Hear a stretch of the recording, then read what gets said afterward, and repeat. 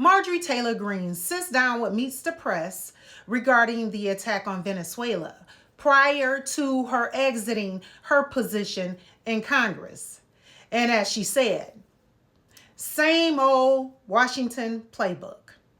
Same plays, different president. Pay attention to what she had to say. 3 years, and I am overwhelmingly in support of a strong border.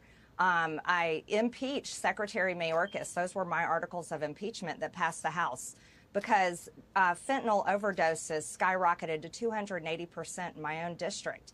And the majority of American fentanyl overdoses and deaths come from Mexico. Those are the Mexican cartels that are killing Americans.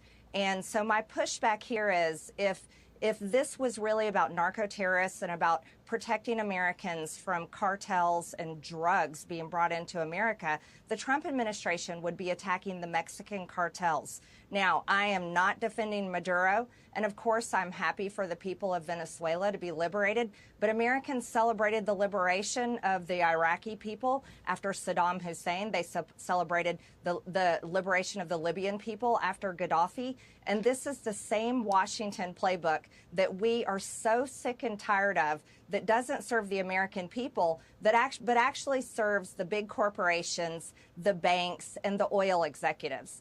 And so my pushback here is on the Trump administration that campaigned on Make America Great Again, that we thought was putting America first. I want to see domestic policy be the priority that helps Americans afford life after 4 disastrous years of the Biden administration. I want to see domestic policies that prioritizes jobs and affordable housing for Americans after 4 disastrous years of the Biden administration. And I want to see domestic priorities that put Americans first in regards of health care. Health insurance costs too much, car insurance, home insurance. And these are issues that matter to Americans. We don't consider Venezuela our neighborhood.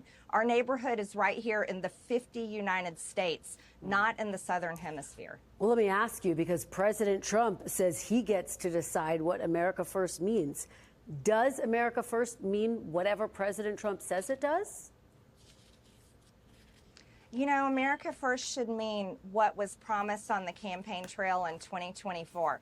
So my understanding of America First is strictly for the American people, not for the big donors that donate to big politicians, not for the special interests that constantly roam the halls in Washington, and not foreign countries that demand their priorities put first over Americans. America First actually means for the American people, and the American people have been put last consistently decades and decades by both political parties for far too long. My kids' generation, my kids are 22, 26, and 28, are looking at a future where this whole entire generation doesn't think they'll ever see a Social Security check. They don't believe they'll ever be able to afford to own their own home. And 50-year mortgages are really a slap in the face. It's insulting. Americans don't want $2,000 stimulus checks as a payoff. They want to have good policies brought forth for them, because you want to know something, Kristen? They voted for this administration, and their small dollar donations should matter. And MAGA has its own enemy list, and the enemies of the world are not on their enemy list, and they're tired of being ignored. While some may not agree with Marjorie Taylor Greene because of her previous stance with Donald Trump, and some may not agree with Marjorie Taylor Greene because of her current stance with Donald Trump. But what you can't disagree with is with what she just said. Drop down in the comments on how you feel Marjorie Taylor Greene's professional opinion on the attack of Venezuela.